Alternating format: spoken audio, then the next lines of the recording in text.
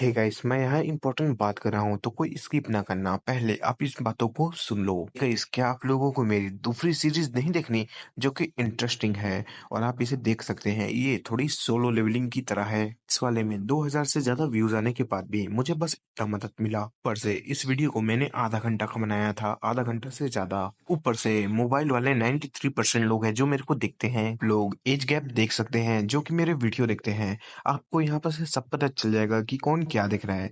मैं 13 से 17 साल वालों को कुछ नहीं कह रहा क्योंकि उनको तो देते ही नहीं बनेगा, लेकिन जो 18 से लेके 44 ईयर तक है उनको तो मुझे देते बनेगा ना यार। तो आप दीजिए यार प्लीज। हाँ, अगर कोई दूसरी कंट्री का है तो उसका बात अलग है।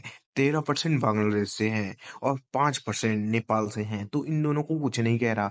जो 68% इंडिया के हैं, भाई आप लोग तो कुछ कीजिए यार। देख सकते हैं कि मेरे सब्सक्राइबर 5000 हैं और यहाँ तक कि मेरे हर एक वीडियो पे कम से कम 1 से 2000 व्यूज तो आ ही जाते हैं।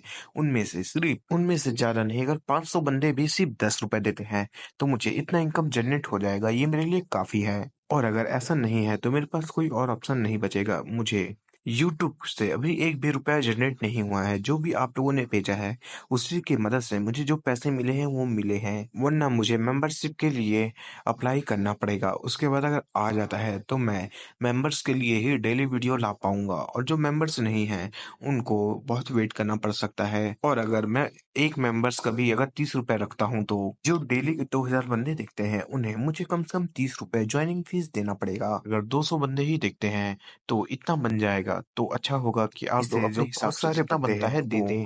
बिल्कुल भी मेरे वीडियो को एंजॉय नहीं कर पाएंगे, तो इसलिए आई होप आप लोग मेरी समस्या समझ सकते हैं। मुझे भी इसमें अपने बिजनेस को देखना है क्योंकि ये भी एक प्रकार का बिजनेस है जिससे सबका घर चलता है। तो जिससे जितना बनता है बेच देना भाई, 10 1 जो भी ठीक है। तो फिर मैं कुछ और नहीं कहना चाहता, और एक दो बात और बता देता हूँ। आप लोगों के चक्कर में मुझे एक भी फ्री टाइम नहीं मिल रहा। मेरा गला बैठ गया है आप लोगों की वॉइस ओवर करने के चक्कर में। यहाँ तक कि जो मेरे सोने का टाइम है वो बिगड़ चुका है। और मुझे आप लोगों को वॉइस क्लैरिटी मिल सके इसलिए मुझे पंखा कूलर सब बंद करके मेरे को करना पड़ता है एक रूम में। और मुझे इतनी गर्मी लगती है कि क्या कहूँ। मुझे ये एडिट करने के बाद मुझे नहाना जाना पड़ता है दोबारा।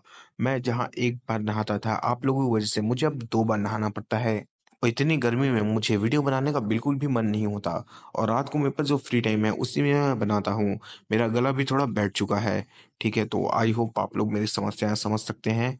कुछ ज़्यादा बात कर लिया, लेकिन इतना करना ज़रूरी था क्योंकि आप लोगों को कल मैं बोला था जिससे जितना बनता है कर दो। एक बंदे ने सिर्फ मुझे 5 रुपये भेजा, उसके बाद किसी ने कुछ नहीं किया है। फिर मेंबरशिप ऑन करूंगा तो आप लोगों को तो मिल जाएगा जो ज्वाइन करेंगे, लेकिन जो ज्वाइन नहीं किए हैं उनके लिए दिक्कतें आ जाएगा, तो मैं ऐसा नहीं चाहता। और वैसे भी आप लोग मेरे वीडियो प्ले करते होंगे तो उसमें ऐड नहीं आता है क्योंकि यूट्यूब का मोनेटाइजेशन मैंने ऑन नहीं किया हुआ है। मतलब अभी तक मैंने अपने यूट्यूब को नहीं डाला है। तो मैंने कुछ ज़्यादा ही बात कर ली, और लॉन्ग लॉन्ग वीडियो आपको चाहिए तो आपको तो सपोर्ट करना ही पड़ेगा, वरना मेरे को शॉर्ट शॉर्ट वीडियो ही आएंगे छोटे छोटे। हाँ, सबसे ज़्यादा इंपॉर्टेंट बात, मेरे को अगर 15 या 16 मिनट का वीडियो बनाना है तो मुझे कम से कम 4 घंटे का मेहनत करना पड़ता है।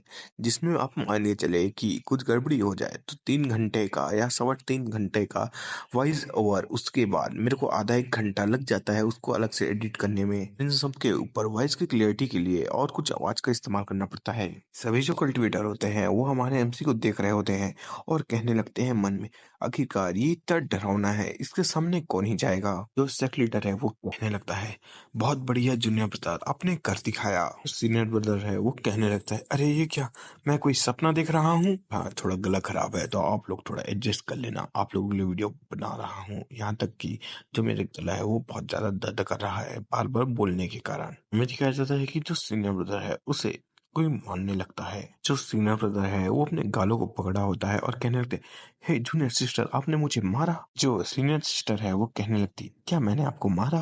तभी जो जूनियर ब्रदर है वो कहने लगता है, हाँ आपने मुझे मारा। सीनियर सिस्टर कहने लगती है, अच्छा ऐसा है तो ये तो कोई सपना नहीं है। आखिरकार ऐसे बारबारिक लैंड में ऐसे कैसे, ऐसा कोई जो अकेले ही सबको अपने सामने झुका दे, और उसने अकेले अपने दम पे सभी लोगों को हरा दिया।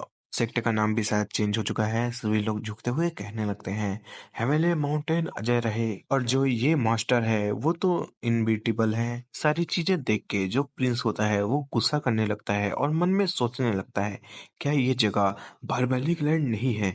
क्या हम लोग कोई गलत जगह आ गए हैं? हालांकि जो इसकी हरकतें हैं इसे देखने के बाद मुझे ऐसा लगता था कि ये अपनी मौत चाहता है, लेकिन नहीं, इसने यहाँ तक कि जो हवेन एसेंशन सेक्टर है उसको भी बहुत नुकसान पहुंचा दिया। यहाँ तक कि जो बुद्धिस्ट होली लैंड है उसके जितने भी लोग थे उसको इसने अपने सुप्रीम आर्टिफैक्ट के अंदर कर दिया, जो कि एक कॉफिन था। लेकिन इन सारी घटनाओं को करके तो इसने feather immortal sector suspended temple को भी गुस्सा दिला दिया। मेरे ख्याल से तो इसे कोई भगने का भी जगह नहीं मिलने वाला। अगर इसके पास पावर हो कि ये आगे भी इस रीजन को और डिस्टर्ब कर पाए तो ये मेरे लिए काफी अच्छा होगा। ऐसे में जो हमारा शिवा फैमिली है वो सारे बेनिफिट का मजा उठाएगी। अगले पल में वहां पास एक लाइट दिखाई जाती है। इसका तो ये सिग्नल है कि जो सीक्रेट रूम है वो खुल चुका है। मेरे को बोलते ना मर रहा हो तो सॉरी, मेरा गला बैठा हुआ है। बाकी कल्टिवेटर कहने लगते आगे का जो सीक्रेट रूम है वो ओपन हो चुका है। ये मेरी जिंदगी का पहली बार है जब मैं इतना अच्छा सीक्रेट रूम देख रहा हूँ। हे, क्या हम लोग अभी भी इसके अंदर जा पाएंगे? ये दिखाया जाता है उस लाइट के पास कोई कल्टीवेटर जा रहा होता है। ये और कोई नहीं, हमारा एमसी है। वो मन में कह रहा होता है, आखिरकार ये ओपन हो गया, अब मेरे पास चांस है कि मैं अंदर जाके जो यहाँ का साइन इन का ऑप्शन है उसे मैं कंप्लीट कर सकूं। वैसे भी बाहर में ये जो लोग हैं इनसे मुझे निपटना होगा। एमसी कहने लगता है, जितने भी हमारे बैरियन से यहाँ आए हुए हैं उन सबको मौका मिलेगा इसके अंदर जाने का। और जहां तक की बाकी पार्टी की बात रही, यहाँ से निकल जाए। सुनने के बाद जो प्रिंस है वो गुस्से में आ जाता है। से वो कहने लगता है, जो हमारी सियाओ फैमिली है वो कभी भी सीएनटेन सेक्ट के मामलों में कभी भी बीच में नहीं आई है, तो हमें सीक्रेट रूम के अंदर जाने नहीं दे रहे हैं। ये अफसोस की बात है जो हमारे एंसिस्टर है वो यहाँ नहीं है। जो प्रिंस के बगल में होता है वो कहने लगता है, यंग मास्टर, आपको ऐसे लोगों से लड़ना नहीं चाहिए जो अपने मौत के पास हो। ये कुछ भी कर सकते हैं। ये हम लोग यहाँ से चलते हैं। वैसे भी ये पागल है, इसने उन लोगों से पंगा ले लिया है तो इसकी जो मौत है वो तो लिख चुकी है। हालांकि ये कब तक जिंदा रहता है ये देखने की बात होगी। सब चीजों को देख के जो बाकी कल्टिवेटर है वो कहने लगते हैं, यहाँ तक कि जो स्यो फैमिली है जो कि एक स्ट्रॉन्गेस्ट फैमिली है कल्टिवेटर में, वो भी जियाओ से पंगा नहीं ले रही। हम लोग तो यहाँ ऐसे ही आए हैं, हमें यहाँ से कुछ नहीं मिल पाएगा। कल्टिवेटर कहने लगता है, अभी इसे मजा उठाने दो इसकी इस ग्लोरी का, बाद में हमें चुपचाप बस बैठ के देखना है कि आगे कैसे तमाशा होते हैं। एमसी आगे बढ़ने लगता है और कहने लगता है, सभी लोग जल्दी चलो। अब हमें सीक्रेट रूम के अंदर का सीन दिखाया जाता है। एमसी कहने लगता है, मुझे लगा नहीं था कि जो अंदर का नजारा है वो इतना सुंदर होगा। टम की आवाज आती है, जो चेक इन मिशन है वो कंप्लीट हो चुका है, आपको रिवॉर्ड दिया जाता है। बधाई हो, आपने यहाँ सक्सेसफुल चेकिंग कर लिया है। इसके रिवॉर्ड के तौर पे आपको हेवनली एम्परर बॉडी मिलता है। इस्तेमाल करके आप अपने जो धर्मा बॉडी है उसे तुरंत बुला सकते हैं और इसे इस्तेमाल करने पे आपको कुछ डिवाइन एबिलिटी भी मिलेगी। धर्मा बॉडी ये बुरा नहीं है, मन में सोचने लगता है। वो जो टकलू था जिससे मुझे फाइट हुआ है उसके और मेरे बीच का जो फाइट है वो बहुत कठिन था।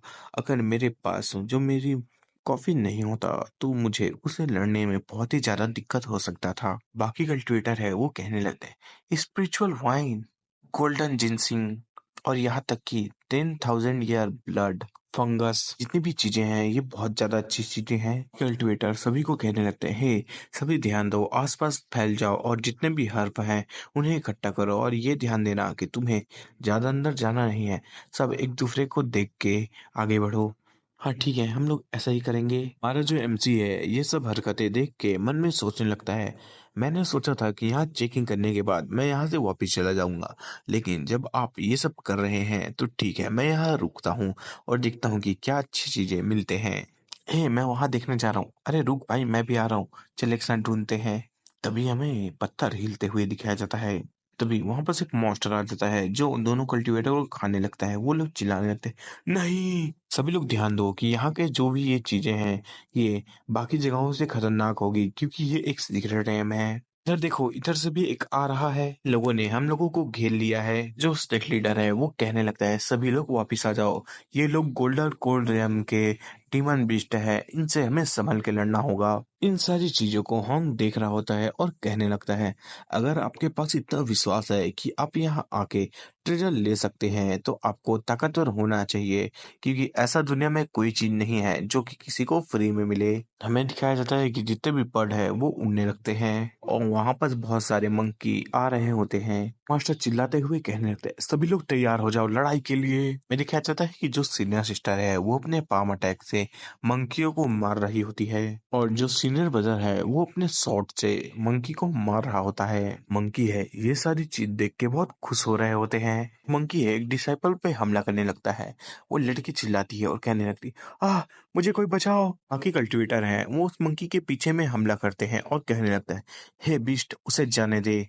मंकी को कुछ फर्क ही नहीं पड़ता, वो तो कुछ करने का मूड में होता है। लड़की बहुत परेशान होती है और कहने लगती है, नहीं कोई मेरी मदद करो। में दिखाया जाता है कि जो मंकी है उसके आसपास फायर इकट्ठा होने लगता है और वो जो फायर है वो मंकी के बैग में लगता है, जिसके कारण जो मंकी है दूर फेंकाने लगता है। दिखाया जाता है जो मंकी है वो पूरे जल गया होता है। हम कहने लगता है, क्या तू ठीक है? लड़की कहने लगती है, भाई मुझे ऐसे सीन में हंसी आता है, ठीक है। आपका इन सब चीजों के लिए धन्यवाद senior sister Hong. Sect master है उसके ऊपर मंकी हमला कर रहा होता है। वो कहने लगता है, होंग तुम यहाँ हो तो मुझे चिंता करने की कोई जरूरत नहीं है। जो बाकी डिसेबल है उसकी जिम्मेदारी मैं तुमको देता हूँ। सेक्ट मास्टर है अपना स्वॉर्ड निकाला होता है और कहने लगता है, ये जो व्हाइट मंकी है नेशनल सोल कल्टिवेटर जितने ताकतवर है, लोग बहुत ही ज्यादा अजाइल हैं, मतलब जल्दी से उधर उधर हो जाते हैं, मतलब ज्यादा फुर्ती वाले हैं। तुम्हें संभल के देखना होगा इन लोगों को। उनके पीछे मंकी हमला कर रहे होते हैं। होंग कहने लगता है, आपको मेरी चिंता करने की कोई जरूरत नहीं है, सबसे पहले आपको आपका ध्यान रखना चाहिए। होंग फायर का हमला करता है और कहने लगता है, हे तुम सब यहाँ मर जाओ। हमें दिखाया जाता है होंग के हमले के कारण जितने भी मंकी है वो फायर में जलने लगते हैं। जो बाकी डिसाइपल हैं वो कहने लगते हैं, जो सीनियर सिस्टर होंग है वो कितनी अमेजिंग है। लड़कियां हैं वो कहने लगती है, हाँ जो सीनियर सिस्टर होंग है वो कुछ ज्यादा ही अमेजिंग है, वो बिल्कुल उनके मास्टर पे गई है, जो वो भी बहुत ज्यादा स्ट्रांग है। होंग शायद थोड़ा गुस्से में आ जाता है। वो कहने लगता है, हे तुम लोग चुप हो जाओ। होंग मन में सोच रहा होता है, आखिरकार वो कुत्ता यांग कहाँ गया। यांग हमारा एमसी का नाम है। हमारा एमसी कहीं चला गया होता है। वो कहने लगता है, सिस्टम क्या ये वही जगह है जहां तुम्हें वो स्पेशल एनर्जी जो फ्लक्चुएशन है वो इसी साइड से हो रहा है।